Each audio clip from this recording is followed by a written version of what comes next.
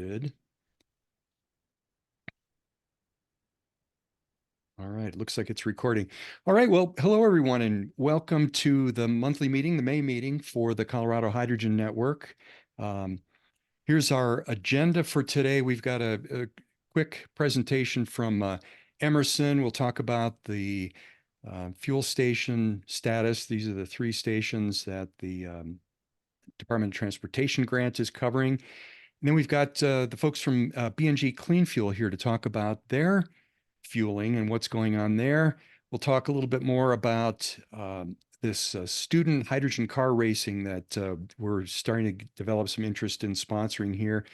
And then I've done a pretty extensive overhaul on the website with a lot of content and other things. And so I thought I'd review some of that. All right. So, Brad, I think I saw you on. Are you there? You'll have to unmute yourself. And Sure am. should I stop sharing? Do you have a slide or so to share? Yeah, I've got, can you hear me okay? Yeah, hear you great. Okay, great. Well, when I shared my screen in my last meeting, my computer died. So let's hope that doesn't happen. Okay. So let me know if you can see my screen now. Something's coming through. There it is. Okay.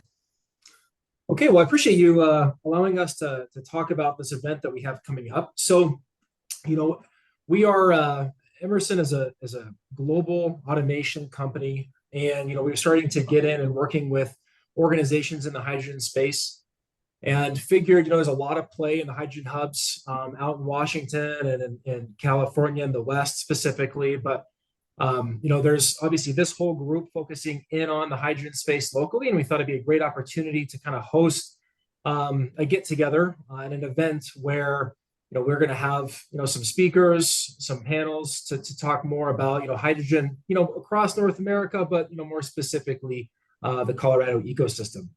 And so that is going to be on June 13th at the SEEK campus at the University of Colorado Boulder, so in Boulder. And it's going to be in the afternoon. So from 1 p.m. to 4 p.m., we're going to have the event. And then afterward, we're going to have a happy hour at Avanti, all sponsored by Emerson. This whole event is free of charge. And so to kind of kicking us off, Will Tour, the executive director of the Colorado Energy Office, is going to be presenting to us on his vision for really sustainable energy in general, but highlighting his vision for hydrogen here locally. And then we'll have a brief presentation from one of our presidents at Emerson, kind of like how the automation world is looking at hydrogen and some of the challenges associated with that, opportunities as well. And then we have 2 panels. One is the technology of the future, so really talking through technology that's going to continue, needs to advance to continue to unlock this economy both locally and across North America. And then the second is more on the economics piece. And Brian's actually going to be participating on the economics panel. I saw your white paper, excellent white paper on what it's going to take for us to really get this moving. And so those are the 2 main panels. We will also have a quick PhD pitch from some of the folks either in Boulder or in Colorado School of Mines, as well as Colorado State. Just kind of pitching, if they are focused in the hydrogen space, what they're working on, just for our interest. And then lastly, Ty Ferretti is going to talk a little bit about partnerships with NREL and some of the things that they're working on, and how the folks on this call and folks that are going to attend could get involved. And then we'll adjourn probably right before 4, and then from 4 to 7 p.m. we are sponsoring a networking event, happy hour at Avanti there locally in Boulder. So we're excited about the event. We're right now on our side as Emerson, we're proactively kind of communicating this to our ecosystem of customers and organizations we work with, which are engineering companies in the area, startups that we're working with, traditional customers that are kind of looking at hydrogen and potentially what that could do for their operations. So really just excited to get everybody together and talk more about what we're all interested in. All right, thanks, Brad. Sure. Could you scroll up and show the banner again for the time and the location and everything? There we go. Yeah, and I really encourage folks, the last time we had a face-to-face was at C0, and Uh, Boy, that was a fantastic networking event. A lot of people really made some good connections there. So um, even if you're lukewarm about the panels, which hopefully you're not, but still consider coming out and just being able to meet people. You know, these days of Zoom meetings, it's so important to get some FaceTime with folks. Yeah, I appreciate that, Brian. And if you're okay with it, I'll send out this flyer as well as a link to register for all of those that want to attend. Yeah. Okay. I think I covered this in the last newsletter, if I'm not Okay. mistaken. So folks will have that. Does anybody have any questions about this? Just would Okay. like to receive the information directly in an email would be great. Okay. I'll give you my email, Brian. Yeah. Brad. Or Brad, I don't know if there's is there a link to this? If you could put a link in the chat that people get right to this Yep. flyer. I'll put a link in the chat that goes directly to the registration page. It has all of this information, and then you can decide if you want to register from Perfect. there. Perfect. Thank you. Yep. Okay. Yeah. All Thanks, right. everyone. Very good. Well, I think probably enough said, but really encourage folks to come out to that. I'll be there, you know, I'll be on one of the panels and so forth. So um should be good. Looking forward to it. And thanks, by the way, Brad, for doing this, for setting this up. We appreciate that. So Happy to. all right. Well, let me shift gears here. I'd like to give just a little bit of an update on this grant, this so-called CFI, the Charging and Fueling Infrastructure Grant that was awarded actually back in January already. And there's been a little bit of progress and a little bit of news to report there. But here's a link to look at those grant recipients if you want to do that. A little bit of a long link. You'll have a little writing to do there. But um, there's going to be 3 fuel stations, just as a review. So Fort Collins, Denver, Pueblo. And the reason for those locations is that's associated with the 3 Colorado State University campuses. Here's a press release here. I created a shorter link to take you to that if you want to know a little bit more about that. But speaking of more information, the third of 3 public information meetings is going to be happening. The Fort Collins and Pueblo have already occurred, but the Denver meeting is now scheduled for Wednesday, June 5th at 1 to 4, and it's going to be at the CSU Spur campus. And I'm going to show you some directions to that here in a minute. But this is down, a lot of you are familiar with this, but it's on the National Western site where the stock show is, and it's near I-70 and I-25. So give you a minute to jot that down. Um, but the agenda for this information meeting is going to be a general overview of the project and the grant award, with some discussion about workforce development, because that's an important part of this contract. Um, Something else is a Department of Energy Vehicle Technologies Office grant submittal that New Day is working on. So you can hear how that's going with that. Then there'll be a panel discussion talking about actually operating hydrogen trucks in Colorado. And who better to have at that than Roy Hensler, who's with Rising Creek Transportation. He's operating 3 Nikola trucks down a little bit east, I'll say, of Colorado Springs. There'll also be just kind of a informational hydrogen discussion, because these meetings are intended for anybody, general public or whoever. It's not just the hydrogen wonks, but we want to make sure that, or the group wants to make sure that if there's any questions or concerns or things like that about hydrogen, that the audience has a chance to weigh in on that. And Roy has very graciously agreed to bring one of his trucks up, so you can actually see a real live hydrogen fuel cell Class 8 truck. So the location of this is it's near, but it's a little tricky to get to. And any of you who've ever tried to kind of wend your way around where the I-25 and I-70 intersection is, so-called mousetrap, you know, it can get a little goosey.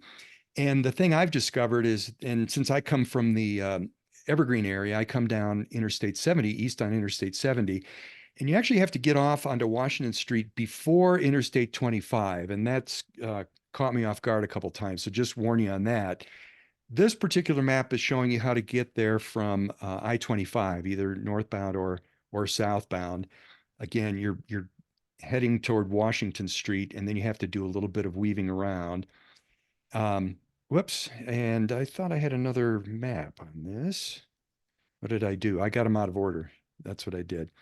So here's Google Maps version kind of showing from eastbound I-70. Westbound I-70 is pretty easy. You just look for Washington and you have to weave around. Now, the thing I want to caution everybody about is that both Google Maps and Apple Maps are not updated as far as their satellite view goes. So if you try to look to find these buildings, you're not going to see them. So just be aware, go on faith, go to this area. And once you get there, it's pretty obvious those brand new buildings that CSU has put up are pretty nice to see.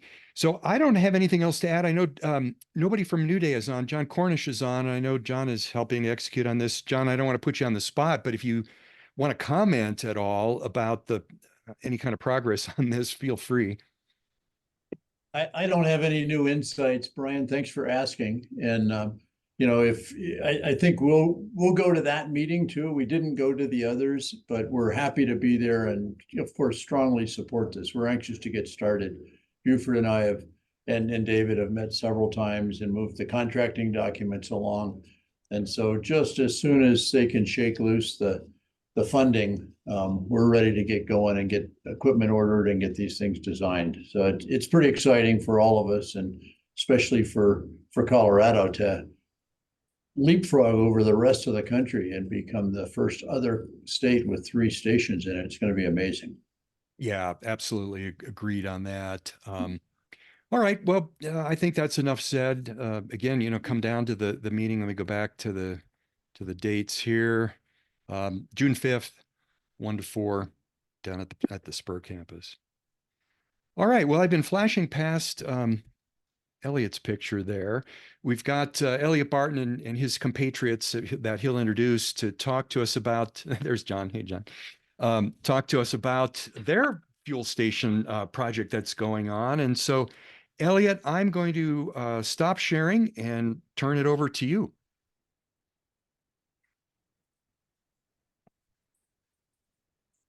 Jack? All right, Jack is going to put up the slides. Okay, yeah. Let's see here. Coming through.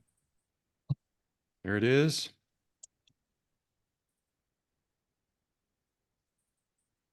And beautiful. Thank you very much, Jack. Thank you, Brian. Thank you for having us on board. And thank you, everybody, for supporting the Colorado Hydrogen Network. This is an awesome forum for us and for all of us in the industry. And we're real excited. Today, we're going to present to the state of to the Colorado Hydrogen Network our endeavors to bring hydrogen fueling for Class 8 trucks on a little bit larger scale to Colorado. We recently, if we can move to the next slide, we recently made we put together a purchase order with financing in place with Chart Industries to acquire our first station, which is a 1.3 ton per day LH2 to gaseous station, and it will be delivered hopefully in December of this year. It looks real good. They have already delivered their first station to Nikola. Chart they had some great testing results, and everything looks really well. We are working on a project of financing project that will perhaps encompass as many as 5 stations ordered this year for delivery sometime next year, over the course of next year. So overall, we're looking at between 13 to 15 stations through the interstate network here, through from the Denver Aurora community outbound north to I-80 east and west, from Utah to Omaha, Nebraska, and then our next step would be the route, the I-70 route going forward from there. Next slide. If you guys don't know who we are, we're a clean energy focused infrastructure company that we're developing. Our focus is the Class 8 trucks, and we're working with Chart Industries as our equipment partner, and we've gone a long way with them, and we're real excited about it. And as I just previously mentioned, we're working towards developing a network of stations to accommodate the cross-country route system that is being developed, primarily the interstate system. Interstate 80 is a main corridor across the United States, and that's our primary focus, and we're moving into other areas as well. We are working with Nikola right now, and additionally with Kenworth and Toyota to develop trucks for this market, and that is all in process. Next slide, please. This is a little information about CO2 emissions, and the transportation sector represents about 29% of the greenhouse gases in the United States. And somebody snoring there? I didn't know I was that boring that quickly. Essentially what we're looking at is developing for the fuel cell electric vehicles, both internal combustion and fuel cell vehicles. And that marketplace, as we all know, is rapidly evolving. Technology is rapidly improving, and we're real excited about that. Next slide, please. This is information that's available through the Colorado Energy Office. Unfortunately, it's not current. The most current data we have is from 2021. We're working with the Colorado Motor Carriers Association to push the state to come up with some more current numbers. I think that will help all of us. But as their information states, $325 billion in goods are shipped to and from Colorado annually via truck. There are 38,000 these are numbers that came out in 2021 and are 2019 numbers, and obviously they're significantly higher than that. We're estimating about 44,000 at this point, but that is only a small percentage of the amount of trucks that actually travel through the state of Colorado on a daily and annual basis. So we have major railroad intersections here, several intermodal facilities and airports, and again, the bottom line there, 46,000 operating oil and gas wells. Brian, we've talked previously about natural hydrogen. We think that that's a promising opportunity in the future. We'll talk about that at a later date. Next slide, please. And we mentioned this earlier, this is the same numbers that we previously mentioned, so we can move forward from this. We joined the Colorado Motor Carriers Association last year, and we're working with them to develop a variety of different opportunities to develop customers, also to provide education and information on the hydrogen fueling for the truck industry, including safety and all of that.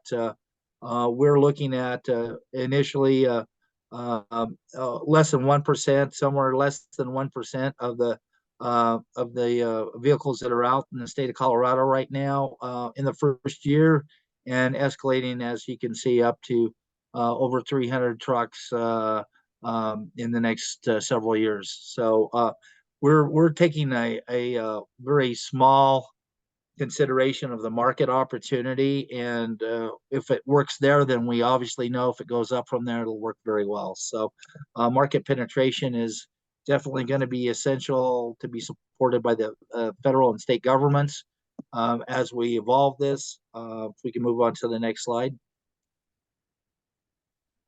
This is just a general map of the market and the placement of our fueling stations. We have a couple locations we're working on in the city of Aurora. We have a great deal of support from the city of Aurora, the Chamber of Commerce, the planning department, the permitting department, and in the mayor's office as well. They're real excited about putting their name on with hydrogen stamp and clean fuel, and so we're excited about that.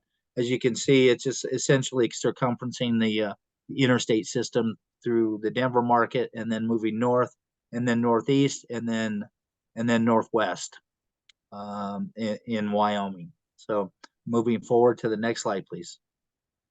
As we mentioned, a major corridor route is the interstate from the West Coast to the center of the United States and vice versa, coming out of Detroit and Chicago, is Interstate 80, and then it splits off in Nebraska to Interstate to 76, and then to 70, and then across the country to the West Coast. And this gives you an idea of some potential spoke opportunities for fueling stations for us. We're also doing this. We have a similar project that we're working with in Michigan that's pretty far along right now. We have discussions going on in Texas and the Carolinas. Our bandwidth is very small because of our small staff, but we have made great progress in the state of Michigan as well. So next slide, please. Okay, as I previously mentioned, we have developed a series of relationships with Chart, from a memo of understanding to letters of intent and to actual purchase order of equipment. We have a great deal of support all the way up to the CEO level of Chart Industries, and we're real excited for that relationship. We believe that they have outstanding equipment. We know that they have outstanding equipment, and that's been proven out in fueling tests and all of that as well.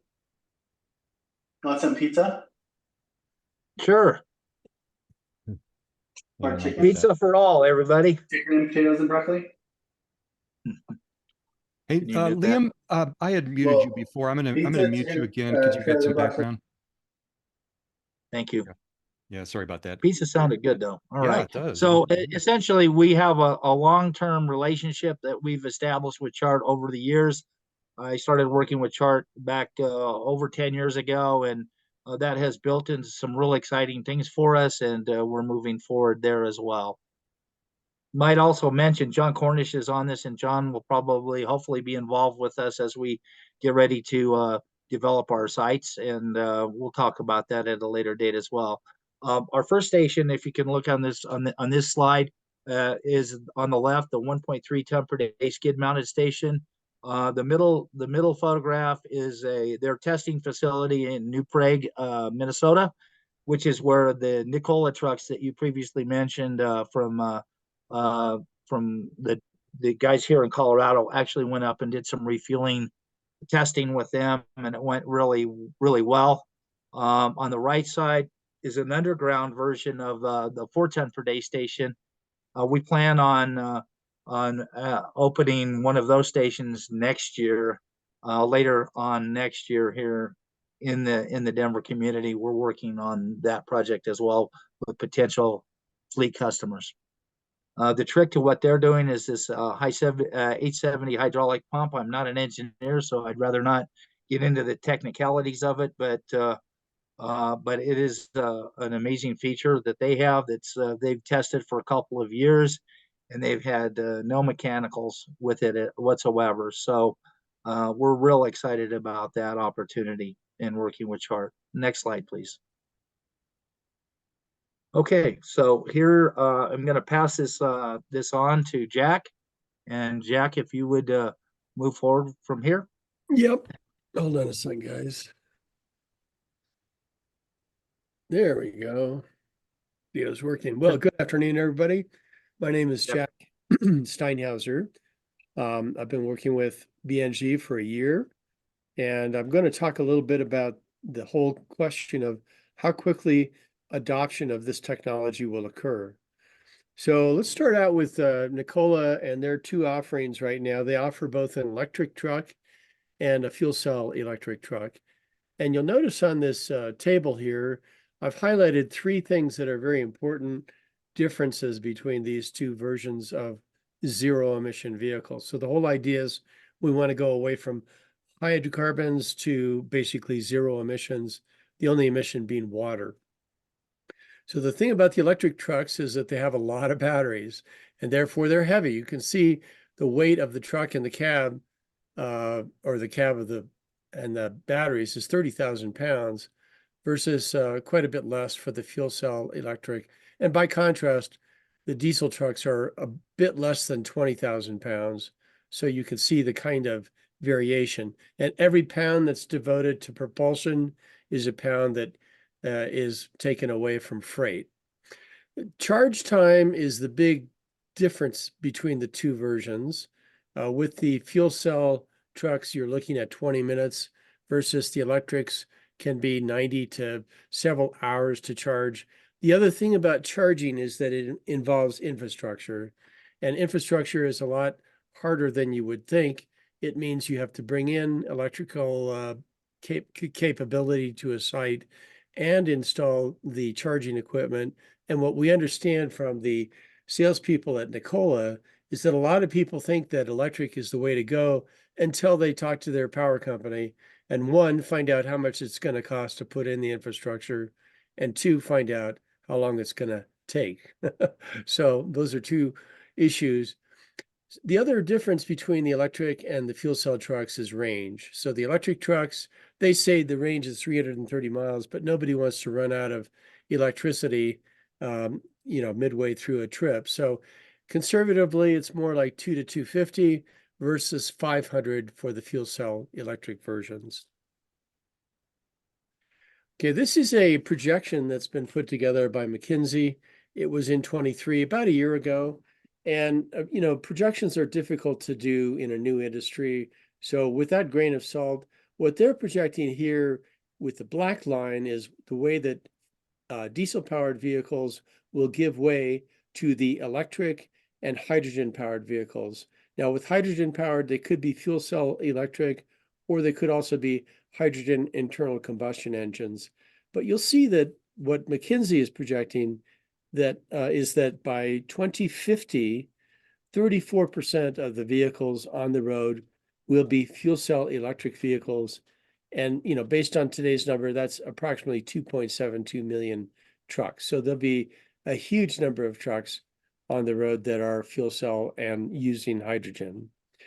So then the question to ask is, what does it take to purchase today a fuel cell truck versus a diesel rig? Here are two models that are on the market right now. One is the Nikola Tre FCET, and I use FCET because T means truck as opposed to vehicle, and there's kind of a nomenclature thing going on. Versus a truck that's currently in the market, that's the Kenworth 680.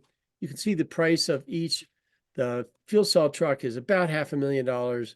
The diesel truck's $185,000. Then you have to pay the federal excise tax, 12%. Takes you up to $560,000 versus $229,000. That's a difference of $331,000 or 44%. Now, in California, they have a program that's designed to encourage people to purchase these zero-emission trucks. It's the HVIP program, and under that program, a person that wants to acquire one of these trucks can access a point of sale incentive starting at $240,000, ranging up to $288,000. There are in California a couple of other incentives. So actually you can get incentives that are more than the difference between these two trucks. Therefore, the fuel cell truck is cheaper. But you can see that it's going to be essential for the adoption of these type of vehicles for there to be state participation. And there is in Colorado a program, but it is not quite as effective or generous as the California program. So one of our agenda items is to work with the state of Colorado. Here's another comparison. That's the cost of the fuel for a fuel cell truck versus a diesel rig. So in Colorado, our fuel prices right now are about $3.25 a gallon. That compares to a price of about $5.50 in California, because California fuel prices are just a whole lot higher.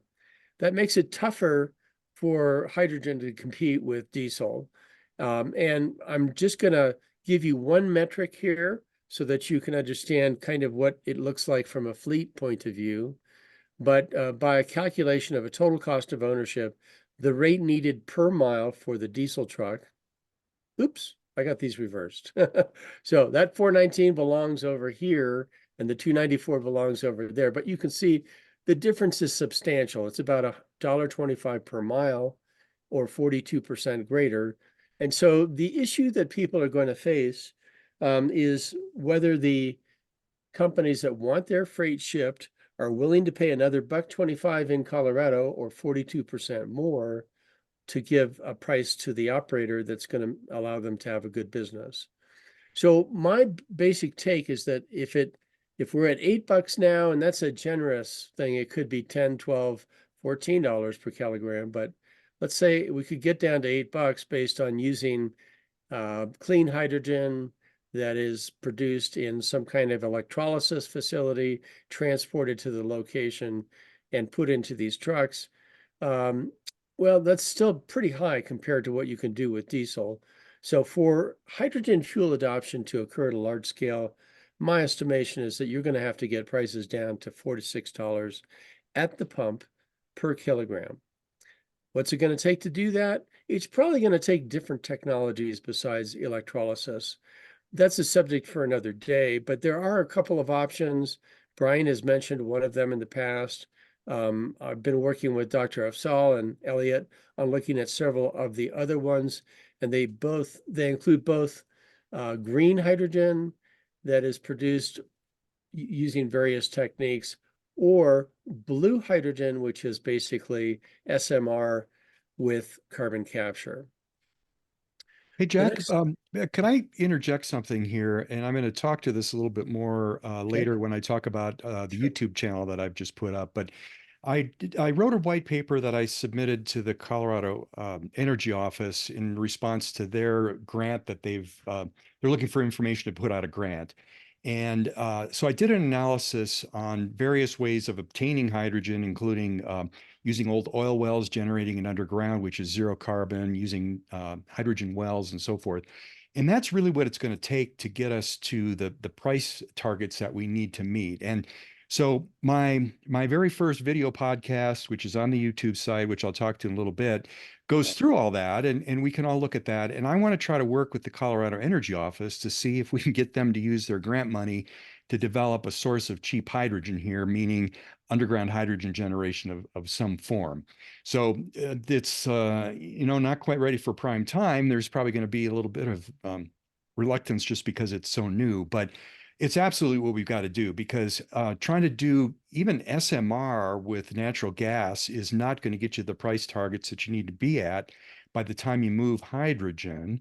Yep. And one last thing, speaking of moving hydrogen, I've become a big believer lately in moving it using liquid hydrogen because of the new techniques to limit boil off and so forth. I think that makes a lot of sense. So sorry to take so much of your time here, but I'll talk to that a little bit more. So encourage everybody to stick on. And when we get to the new website things and the YouTube channel, we'll talk about the information that's out there for everybody to kind of take a look at. Right. Well, excellent point, Brian. And for all of those of you who are familiar with Brian's talking about, there's a company out of Canada called Proton Technologies, and what they're trying to pioneer is injecting oxygen that is achieved by separating air into oxygen and nitrogen into old oil reservoirs and stimulating the production of hydrogen, and then using palladium filters to select the hydrogen, because it's the smallest molecule that's going to be coming out, and therefore produce very pure hydrogen. We're talking 4 nines. And that, if Brian is correct, could be produced at 50 cents per kilogram. Lower, You saw, 30. yeah, 30 cents per kilogram. So what Brian is getting to is that, electrolysis is just not going to do it, folks. And many of the other technologies that are being considered now may still be too expensive, but this technology holds a lot of promise. And so I think that is a subject for another day, Brian, and I certainly encourage you interrupting me to mention that. Okay, so moving on to what's happening in the marketplace right now. Nikola Corporation has these fuel cell trucks. They're selling them primarily in California and Canada.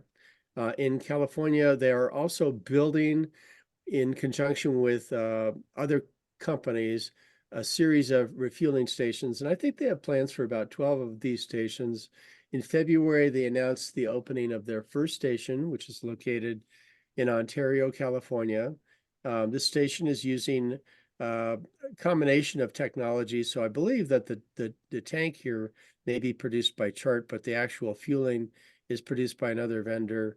And in this case, you can see one of their trucks pulled up to this tank. That tank, by the way, is capable of holding 4 tons of liquid hydrogen. So it can provide a large volume.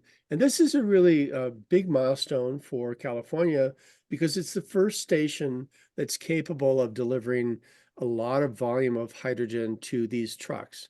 Now, these trucks will typically use about 50 kilograms a day, and the Nikola truck has a fueling capacity of 70, but that's the kind of number you're talking about. So if you're refueling 100 trucks, that's quite a bit of hydrogen, and you're going to need facilities that are like this.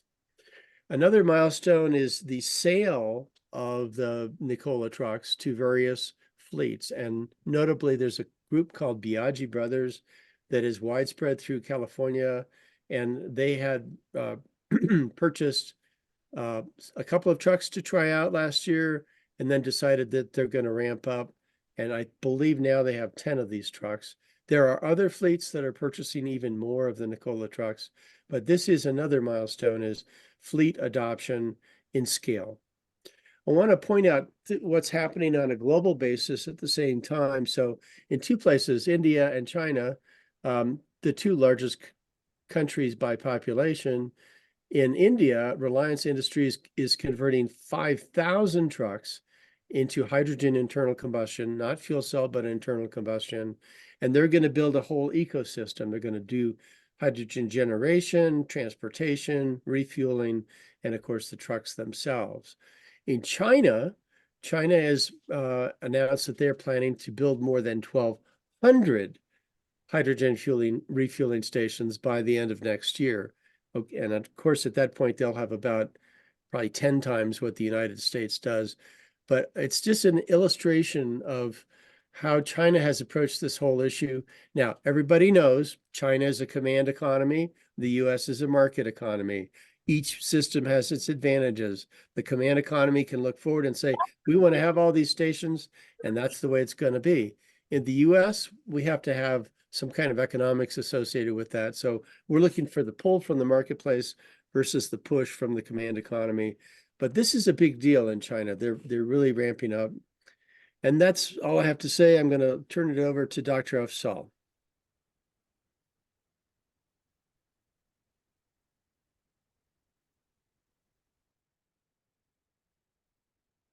Is he still on? I'm not seeing him in the participants here. Did we lose him? No, he's here. He's Oh. unmuted. There he is. All right. Yeah, so I was muted by you guys. So can you hear me? Yes. Okay, yeah, so most people are familiar with my name, Mohammed Afzal. I'm partner with Elliot, and we founded this company BNG, about 4 years ago. So let's move on to the next slide.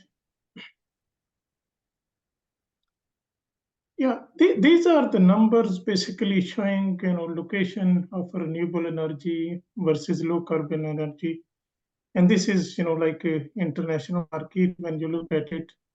And you can see, there are activities everywhere around the world. And Europe is kind of leading at the moment. But as we go into future, I think China will take over Europe. And if you look at other regions, like Africa, China, and, even North America, we are far behind Europe and, other regions. So next slide, please. And this is, like a capacity of the hydrogen worldwide versus location. And again, the leading region is Europe and then North America. And again, my prediction is I'm very familiar with Chinese, market and lived there about 10, 12 years and work all over China. And the way they are working, they will lead everybody else. And just recently, Jack was talking about different trucks. So yesterday or day before yesterday, there was a news clip, that they have launched a truck which will carry 100 kilogram of hydrogen fuel. 100 kilogram, which mean it, like in case of Class A truck, that would give like 1,350 kilometer in one go. So, they kind of, always lead with the rest of the market. So let's go to the next slide. Yeah, and again, this is the status. Again, like the biggest circle, if you see, that is Europe, 205 gigawatt capacity. And, these are the planned, under feasibility study and in concept, and then operational. So operational one only, like if you look at the one which are operational, that is, China, Japan, and South Korea, basically, Northeast, Far East part of Asia, and or rest of the world, they are still working on it. But eventually, because Europe started way before North America, so they will be kind of leading, when you compare it with North America, and then everybody else, you see, everybody else is in action. Yeah, so we can go to the next slide. Yeah, next one. Yeah, this one, as Elliot mentioned, like Elliot, Jack, and rest of our team, they are quite busy, building our business model within Colorado state. But on my end, I live in Toronto, and of course, I travel back and forth in US and I live in Canada, in Toronto most of the time. So and I'm quite familiar with this great lake region. And I figured out, this was the best, region to work, after Colorado. So I started working and building relationship with Michigan State about 2 years ago. So, and recently, we have just boosted up all those relations after they got a 1 billion grant out of that 7 billion for the hubs. So, this hub used to be called Midwest, and now they call it Match H2, which stands basically Midwest, Alliance for Clean Energy, Clean Hydrogen.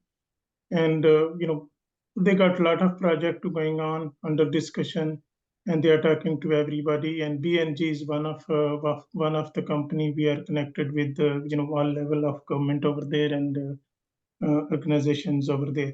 So these, you see, these blue ones, these are the corridors which are defined by the state government. So the one on the top right, basically this is from Detroit all the way to the Indiana border, and then the one on the south, on the east side, that is from Detroit all the way to Lansing and so on to the west, and then the bottom center picture, that is from Detroit to Toledo, in Ohio State. So basically, the state will go up to the border, and then next state will take over. And then from the far left, that is again from Huron, basically port of Huron, which is connecting with Canada. So starting from there and going all the way to the Indiana border. So these are the routes which have been defined, by the state government, in detail. Actually, on the slide, I have mentioned all those exact highways and which intersection and so on. But our starting point will be just like, we are targeting a Denver city, around Denver city out of those 13 stations, which Elliot has mentioned, out of those 13. We plan to put 4 to 5 in within the city, and then our other ones, as a part of our hub and spoke model, they will go on to different interstate highways. So same over here, our hub will be in Detroit, and then we will spread out to the other corridors. So next slide, please. Yeah, and then very much linked with Michigan is basically Windsor, Canada, which is across the Detroit, just connected by a small bridge. And I was there actually just last Monday. I drove over there and I had to attend some meeting with the 2 universities over there, and it's just really well connected. And this is the main, if other people don't know, this is the main trucking route from Canada. Most of the trucking fleet from Ontario, Montreal, they all travel from on 401 highway and enter into US through Detroit. And then they end up, most Canadian trucking fleets, they end up in Toledo. And then from Toledo, they got a big distribution center. So then the goods get transferred, through US-based fleets, and they travel all over US and across Mexico as well. So this corridor, actually, I'm talking to several Canadian companies, and actually, I'm really interested to develop this from Quebec City on the northeast, and then passing through Montreal, Ottawa, and then Greater Toronto, and then London, Ontario, and Windsor, and Detroit. So basically, this will pretty much link with the Michigan state, and that is these two.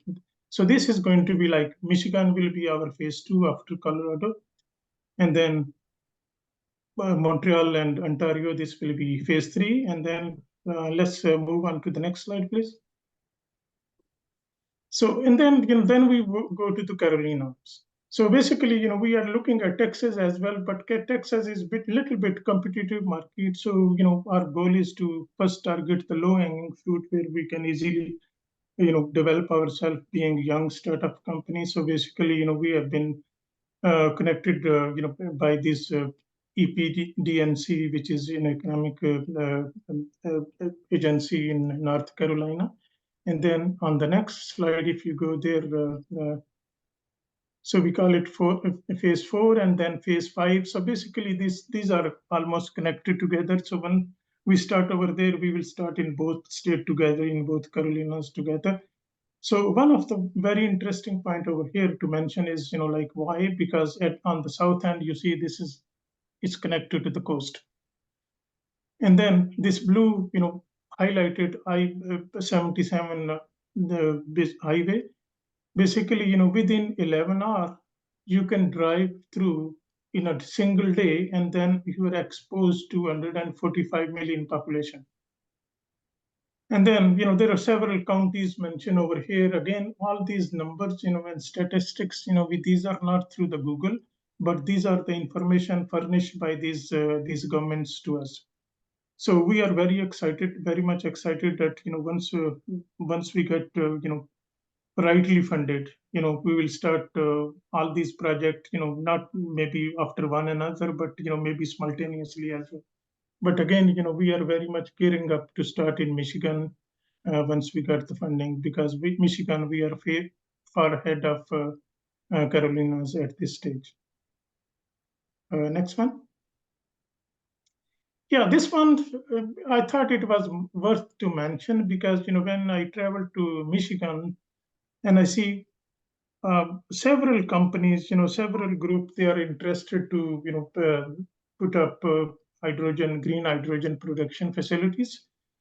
And that will actually, when I look at, this chart, out of DOE report, and this really, makes sense because, all those producers of hydrogen, their target is not only United States, but, as the transportation of hydrogen molecule will become easier with the with the new development, it will be a good business for United States, for a United States based producer to export to the other region. So if we just quickly go through this chart, starting from the left bar, US green hydrogen cost, and then on the next one, you add a transportation cost, and then you see on the US green hydrogen cost in EU, which is $4.5 to $5.5 per kilogram.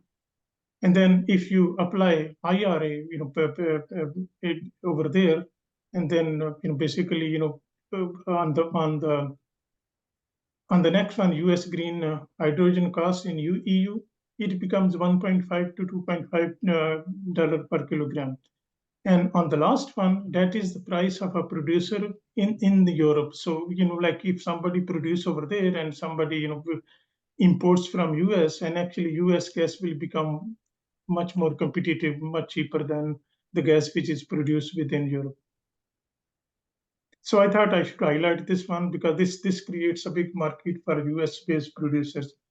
And this is the last, last slide, on our presentation. So these are the challenges, of course, all of us, we know that this is something, which we all of us has to face, and, we have to target all level of government agencies, and to everybody has to work on it. So first of all, number one, the price, as Jack was mentioning, the price of hydrogen is too high. And then the cost to put any kind of production facility is also very, very high. And then regulatory support is varies because, for example, at the moment, the most active state in green hydrogen, especially in transportation and fueling, is California. And when you compare with Colorado, of course, there is already a big difference. And when you compare Colorado with Michigan, it's again, there is a difference. So there is no uniform policy across the United States. So every state varies. So this is what, the learning from each other, they have to, basically, make it feasible to make economical sense. And then the last one is, there is a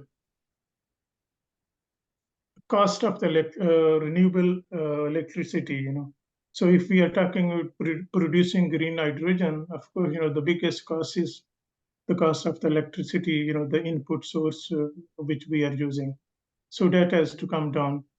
And then the last one is basically one of the challenging is the storing the hydrogen. And of course, I know one company I came across a couple of months ago in Calgary in Canada. So, that is run by a group of female engineers, all chemical engineers, a group of, 5-6 engineers. And they develop a technology, basically they can prolong the storage. And of course, several other companies could be working. So this is one of the challenge, for the world. Everybody is working on it. And then transportation, without having too much losses, transportation.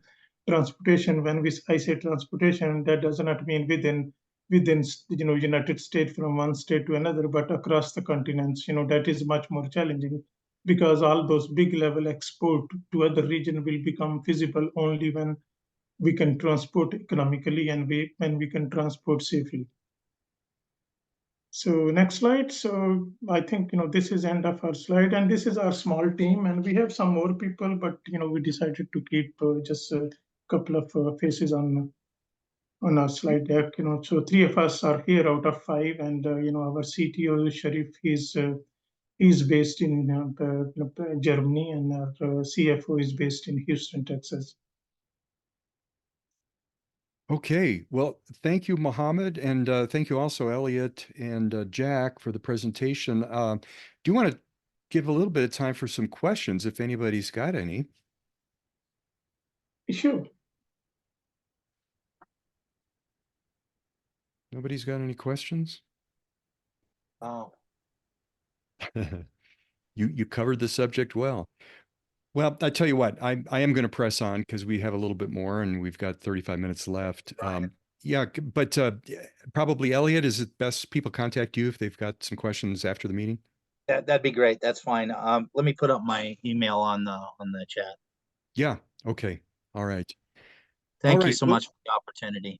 Oh, absolutely. I know a lot of you know that I was affiliated with New Day Hydrogen early on, getting them started, but I am behind what BNG is doing, or anybody else for that matter, to try to get this out there, because I don't really see it right now as any kind of a competition. We're all helping just to get that that whole infrastructure going, and I think it helps everybody, that what each of us is doing. So Agreed. And I'm greatly interested in the success of New Day Hydrogen on their efforts as well. I think we Yeah. all are. Yeah. Well, that grant is really helping get things started. I am going to jump around a little bit here. I was going to talk about, second thought, let me do this. So I had presented last time that Horizon Educational, which builds these STEM kits, the science, technology, engineering, mathematics kits for schools, and they engage students further than just the hands-on things with their series of races that they hold.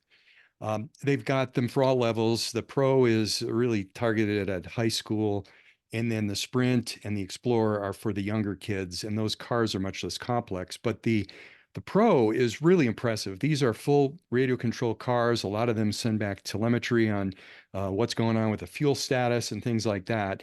Fantastic learning experience for students because they get real world experience of it's not enough to just design something and build it. You have to design it, build it, and then fix it. And so the students, find out that there's more to it than just what you do on paper.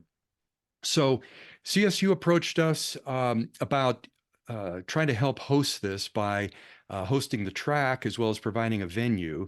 And so we're busy now out trying to enlist schools and students. And we need your help, everybody, just to identify possible high schools anywhere in the state. We've got the folks out in Grand Junction are very interested. We're looking at trying to get host a race out there that they can compete in. But we need points of contact. You don't have to necessarily contact them, but if you could tell us, if you've got a student that's got a teacher that maybe we could contact, or if you happen to know who the principal is, at least give us an email and we can reach out and contact them. Also, we need sponsors, individual and corporate. It's all tax deductible. To sponsor a team costs about $6,000. That would be a car and 5 students. And obviously, you could split that cost with several companies or several individuals, however you want to do it. We expect too that the schools and the students will be fundraising for this as well. And then at the CSU side for the one-time purchase of the track and the carpet and all that, we need about $11K. So please, if you've got any ideas of, or even a school that you wish would participate in this and, could maybe at least give us a name, that would help a lot. And best to just send that to me. You can reach me through the website or any number of ways. I think you all know how to find me. We did have, and I mentioned this last time, Sean Daniel, who's the CEO of Spark, has offered to fund a team, I think it was. So we've got some folks already that are stepping up to the plate. So I'm very quickly just on that, but I think enough said. I think you all understand what we're trying to do there. And again, looking for your help. All right. So one of the things that I have been really busy at in the last month is overhauling the website. And it's not just cosmetic, it's a lot of content. And so let me just walk through some of these things. Obviously, you can all go to this yourself, but I think if you just see it here, you might be more inclined to go look at it. But I did add a calendar page, and I put a link to that on the very front. It says coming events. And then I also created a YouTube channel because I've got material that really wasn't suitable for an audio podcast. And I thought, well, why not do a video podcast that I can show charts and graphs like we like to do here at these meetings. So here's the YouTube channel. It's at Colorado Hydrogen Network. If you can see my cursor, this is it. And I'm going to use this as a site for the recordings of these meetings. So the meeting today, I'll post here in a day or so. But then also these video podcasts. And I've got one out there now. And it's only 31 minutes long. And if you watch it on 1.5 speed or something like that, you can even get through it quicker. But I really encourage all of you to take a look at that because I did an analysis of what hydrogen needs to cost for transportation for the gamut of vehicles from the light duty up to the heavy duty. What does the price need to be? And then also, what does the price need to be of hydrogen for industrial and utility uses? Then I looked at how can we get there? How can we find a source of hydrogen that's cheap enough? And then how do we move it? Obviously, pipelines is one thing, but they're expensive. Probably a small, simple pipeline is going to add 20 cents per kilogram. But I took a look at moving it as liquid hydrogen by truck or train. So liquid hydrogen, ammonia, and liquid organic hydrogen carriers. And I did a relative look-see at what those costs were to see if we could get to the targets we need to get to, and we can.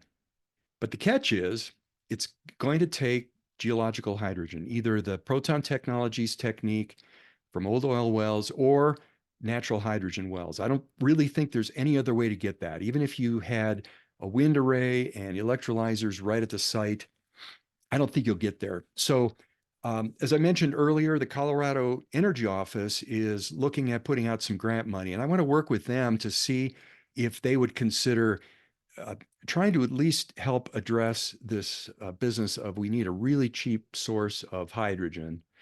And as I've mentioned before, Colorado's got at least 20,000 abandoned oil wells that are basically a detriment on somebody's balance sheet. And we could turn those into green, well, not green, I'm sorry, clean hydrogen producers, no methane leaks, no carbon. So anyway, encourage you to take a look at that video podcast. All right, so I mentioned that I put a calendar page up. This is what it looks like right now. Of course, this will change as things come and go, but I'm not putting the link to the monthly meetings because that changes every month, and I don't want to leave us hanging out there too much for maybe any kind of abuse of that. So you can get that. The best place to get that is out of the newsletter, which you should all receive, or send me an email if you haven't got it, but you need it.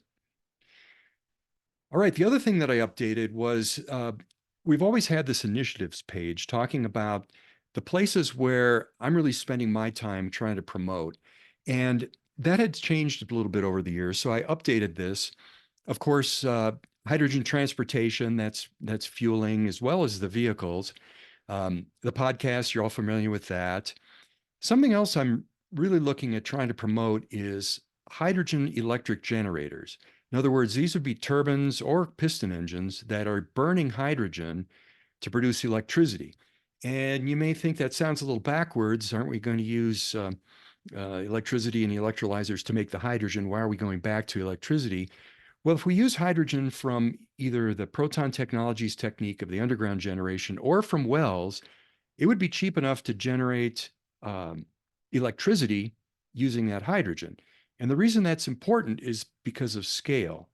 If we go about putting together a hydrogen well or the proton technologies technique, that costs a lot of money, but it's going to produce a lot of cheap hydrogen. And so you need something at that scale, like industry or the utilities, to be an off-taker for that. And so that's really critical. And actually, I'd like to work with the Colorado Clean Tech Industries Association that CHN is formed under to see if we can bring together the oil community and the exploration community for the natural hydrogen wells and the users and have a seminar to basically kick these ideas around and see if we can get some synergy going on that. So that's a focus of mine.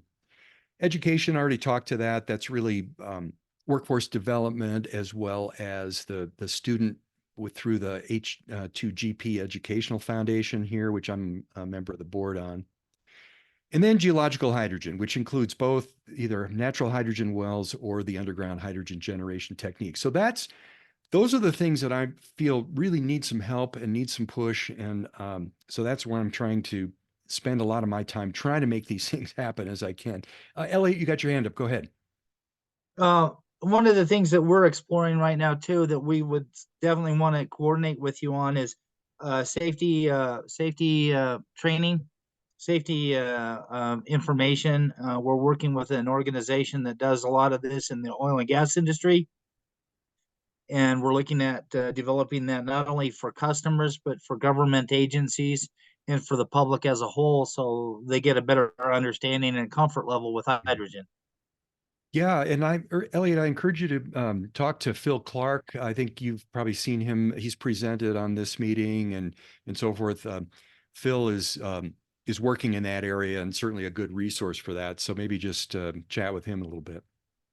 Okay, we'll talk further. Thank you very much. Yeah. All right.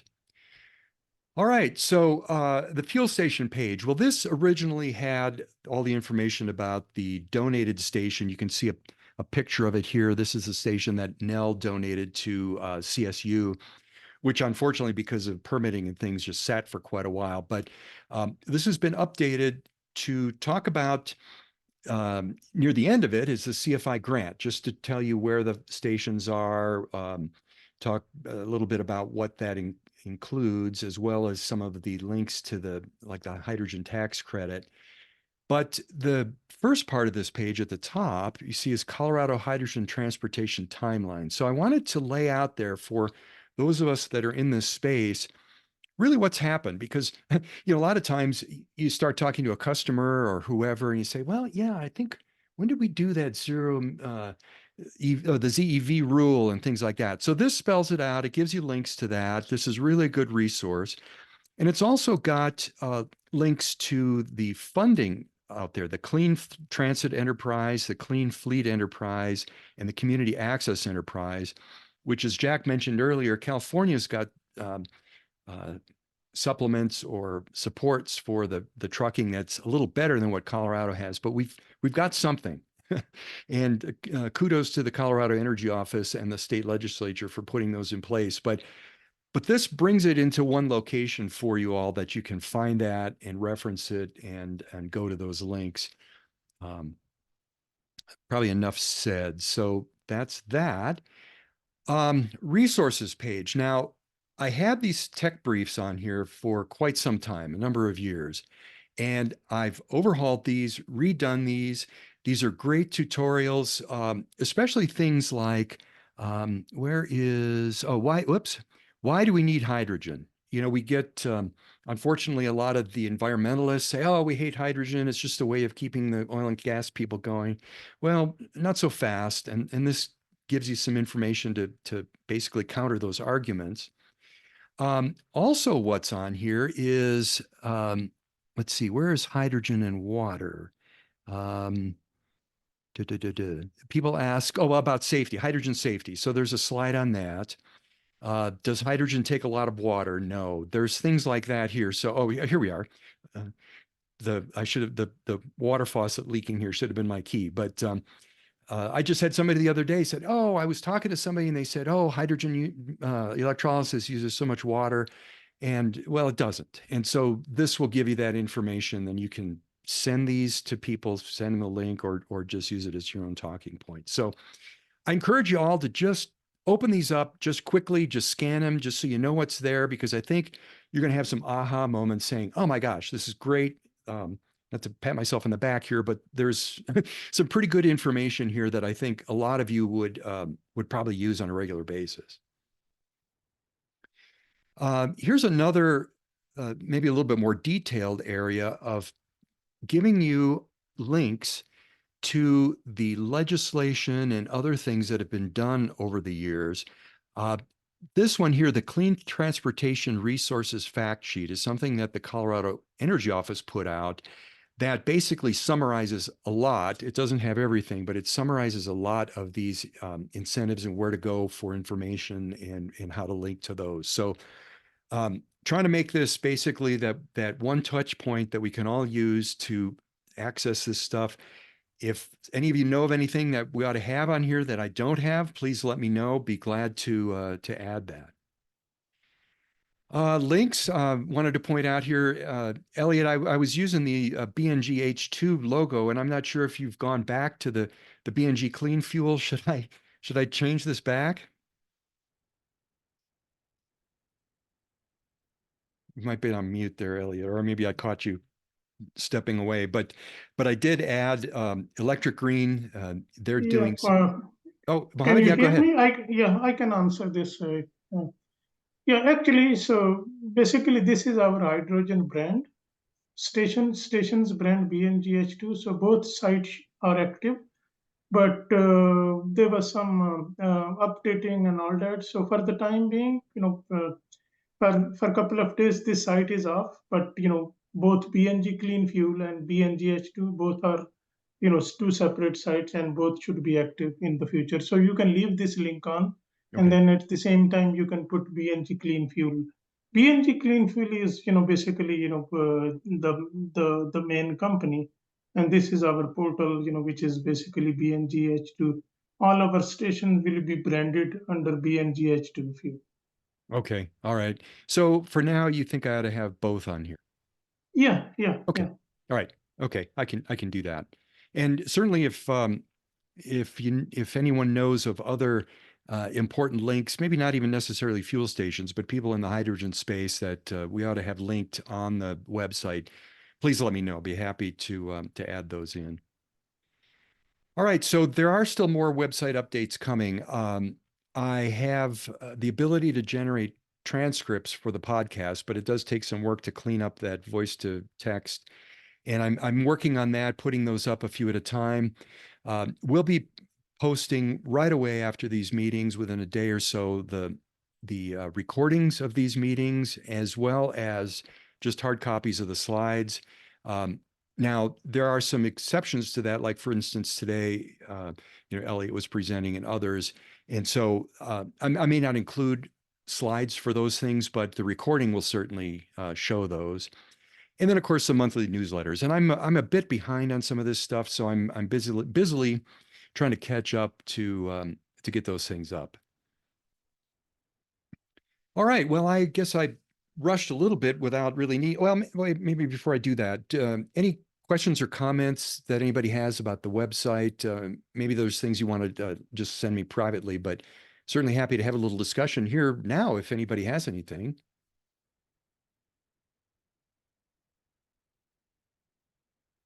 Okay. All right. One thing I do want to jump back to, I'd mentioned that we're looking for schools for the student racing, and there's been some interest out in Grand Junction, and I know Jim Marshall, you're on. I think Ray Pilcher's on as well. I don't know if you guys have any comments. Just maybe send some warm thoughts. You're trying to get something happening to, as we discussed, try to connect the Western Slope with the Front Range here a little bit. That seems to be a disconnect a lot of times. But don't want to put you on the spot. Brian, this is Mohammed again. Yeah. So I should be able to connect you with some universities and some of the schools, for this auto racing. For high schools, yeah, I could connect you with some schools. And then for natural hydrogen, so, and those hydrogen project, basically those again, I come from oil and gas industry. I work as a wireline field engineer for many years, and I'm retired from Schlumberger. So I could, right now I'm actually, I'm connected with several people who are working on such project.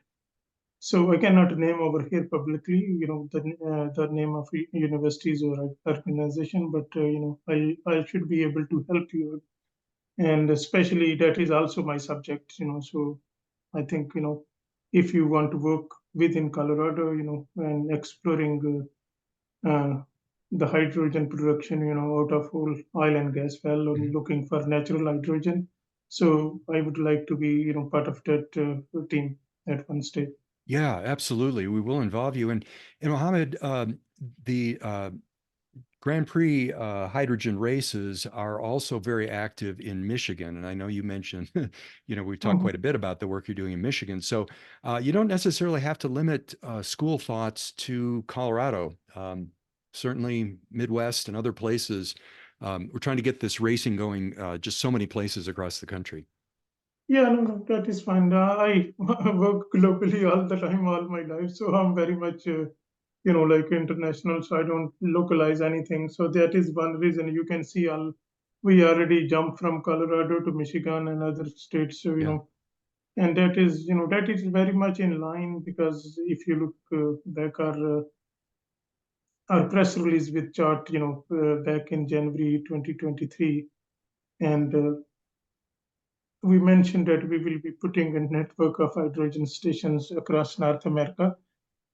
At that time, it was very preliminary thought, there was not too much, deep conclusion out of it. But, if you go back and review our 2 days presentation, we already mentioned that we have launched a project for 13 stations.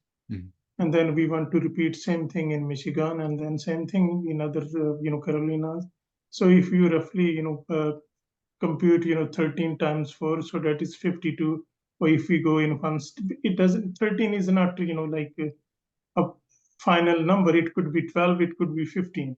So, we keep on mentioning on most of our communication and documents, we plan to establish 50 to 60 station over the next 5 to 7 years. So this is what it is, so it is very much in line what we think and what we say. Okay. All right. All right. Thanks. So let's see. Elliot's got his hand up. Go ahead, Elliot. Yeah, I just also wanted to say in concert with Dr. Afzal is that both all three of us in the management team here in Colorado, and then all of us on the management team have had an extensive amount of experience in the oil and gas industry. Both Jack and I a lot in the exploration side. Mine's primarily been in Colorado, but we're real excited about the opportunities natural hydrogen could bring to drop the cost of hydrogen to a level of acceptability. The other thing I wanted to also mention is that this racing, this Grand Prix thing, I have more than 35 years of my life involved in IndyCar and NASCAR racing to the highest level, and I'm very well connected to this day with some of the people, including the Penske's. So I think that I would like to learn more, and at the right time, maybe I can open a door there. Yeah, maybe you and I need to have a lunch or a coffee or something. Lunch sounds good. Yeah. I haven't eaten in a while, as you can tell. I've lost some weight.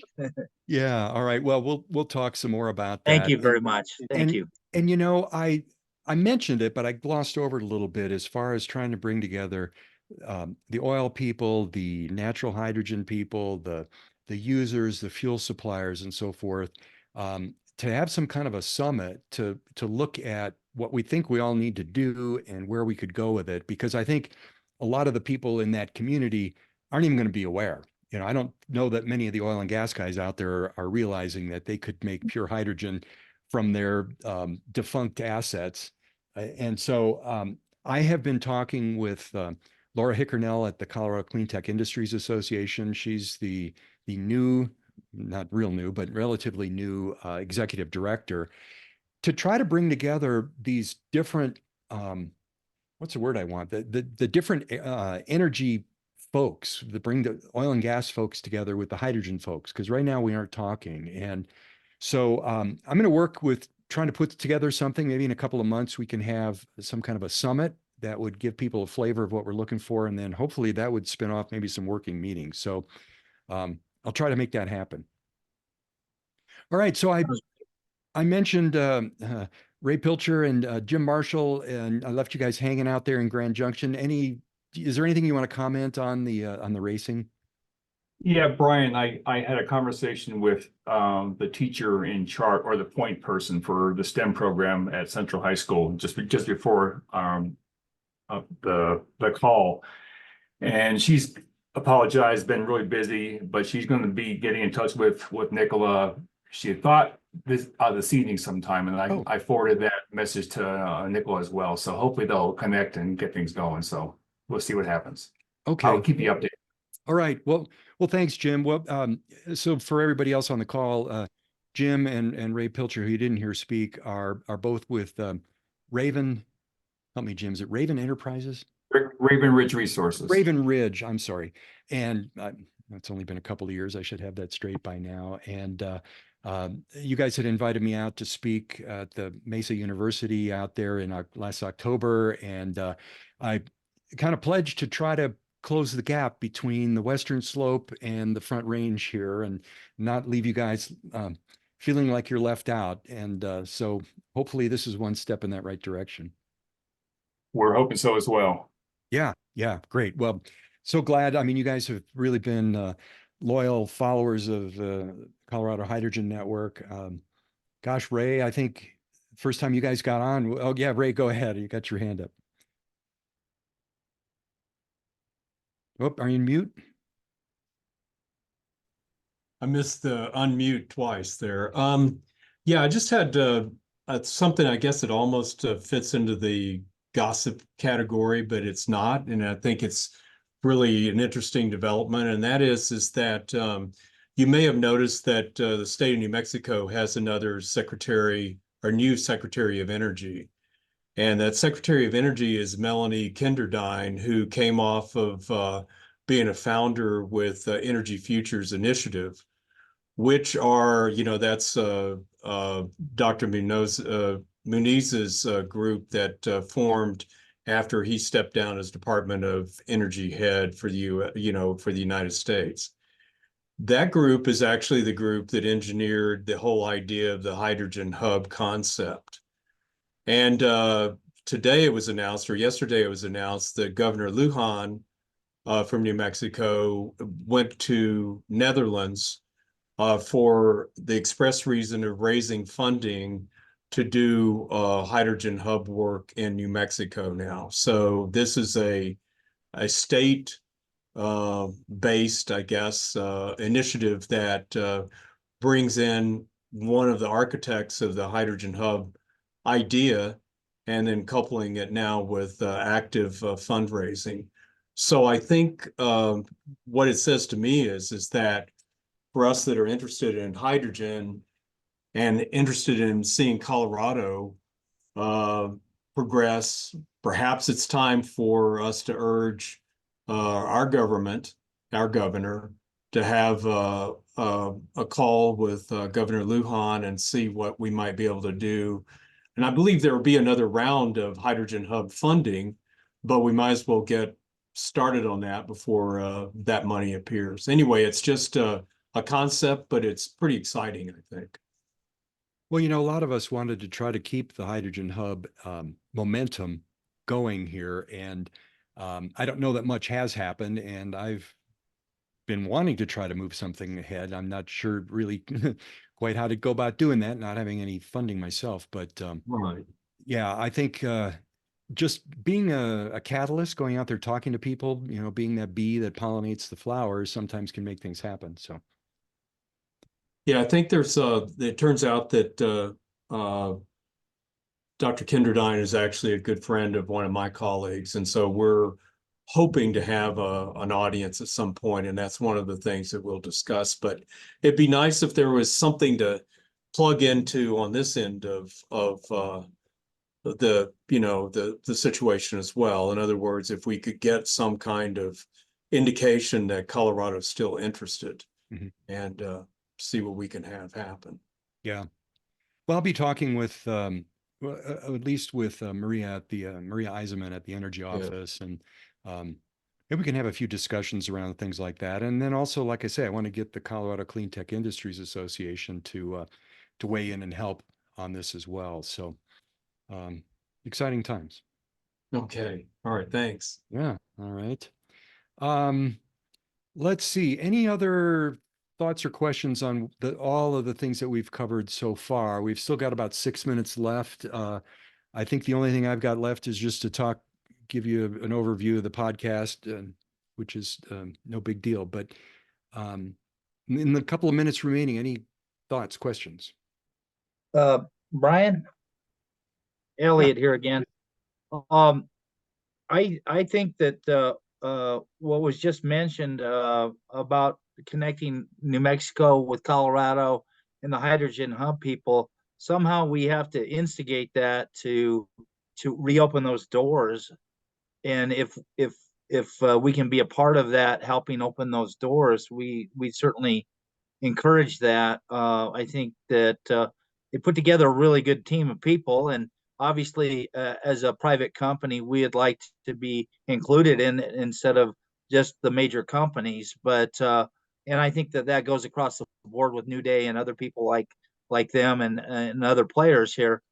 So if we can take a fresh piece of paper and put together some type of a basic, I don't want to say presentation, but a basic suggestion to them about the benefits of that to the state of Colorado, to the state of New Mexico, and to the state of Wyoming, and was the other one Utah, correct?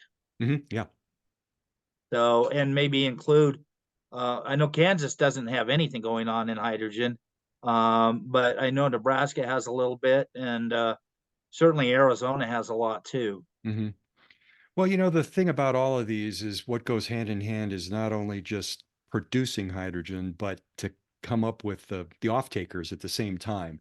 And, you know, I lived 33 years down in New Mexico, and I know that there aren't a lot of big companies, there aren't a lot of trucking fleets, and so forth down there. So finding the off takers becomes a little trickier. The really nice thing about Colorado is we've got this big metropolitan center that goes practically from Pueblo to Fort Collins. So there's a lot of opportunities to use the hydrogen. And so that's why this is such a great germination point, I think, for maybe we'll call it a hydrogen 2.0 after California. You know, California has Right. got so many issues of high priced hydrogen and lack of supply and stuff. Hopefully, you know, we have the advantage of being in the future and being able to look at them and take lessons learned. So let's see what we can do. We just always have to be keeping in mind, we got to have the off takers, we got to have the supply at the Right. same time. And Well, you know, Brian, just another quick added thought is New Mexico has an awful lot of abandoned oil wells too, and so does Wyoming, and so does Utah. So I know that we could become a producing group of states, outbound exporting to other states as well, and you know that could be a very good strategic plan for the revenue base for the states involved. well, yes, but I will caution that we've really got to think distributed energy in the future because moving hydrogen is so bloody expensive. You know, we need to find the cheapest way to make it at the closest location, and then don't move it too far because pipeline or rail, even it really adds up. So Right, exactly. Anything that involves major infrastructure investment is going to yeah, kill a deal. So at yeah, this point, anyway. yeah, All right. Well, thank you. I'm done. yeah. No, that's all great and great discussion. Still a couple of minutes if anybody else wants to try to jump in here. Well, this is Frans Westenbrink. I do maybe want to pitch in the discussion about New Mexico. I was actively involved in the proposal work for the hydrogen hub of the 4 states. The organic group that worked mostly from the academic side to come up with, kind of the plans for what projects should be combined into the proposal. That came to a halt in the end of 22, and then Atkins, a large company, took over to do the final preparation of the proposal. So we had quite a large group of people in the 4 states that were active in that field. So to do a kind of a round of calls to say, hey, what's going on now? What died? What is going on? What new came up? Are these people still active? Would be maybe good to do, because there were a lot of great contacts that were working together in 2022. That if we can kind of see who is still active, what happened, that could be very quick to put some strong alliances together. So I might talk to you a little bit about that, Brian, what we could do there. Yeah. Any chance you might have a little bit of time to just shoot some emails or something on that? Yeah, I get a lot more time in July. I'm leaving the company that I'm working for now, and then I take a month off, and then in July I get a lot more time on my hands. So that might be a good time to start reaching out to some people and see what the updates are. All right. And certainly connecting that to the new initiatives going on, like Elliot presentation. I really like to see what's happening. That's great. Certainly triggered a lot of ideas of the things we looked at in the region a year or 1.5 years ago. So yeah, certainly a lot of ideas, and I'll be reaching out to you guys. All right. Thanks, Franz. Are you going to stay retired this time or just taking a little bit of time off? Well, it's tough. We'll talk about it later. Yeah, because I can put you to work on I'm sure. CHN stuff. All right. Well, let's see. By my good clock, well, we're right at the hour. And I am kind of a stickler for ending this meeting on time. But please, everybody, feel free to shoot me messages, call me up, whatever you like, with ideas, thoughts, comments, and you know, the whole idea of the Colorado Hydrogen Network is that it's bringing us all together as a network. We're all communicating, we're all helping each other, we're learning together. So encourage everybody to be a part of that. Thank you so much, Brian. All right. Well, thank you, everybody. Let's adjourn the meeting.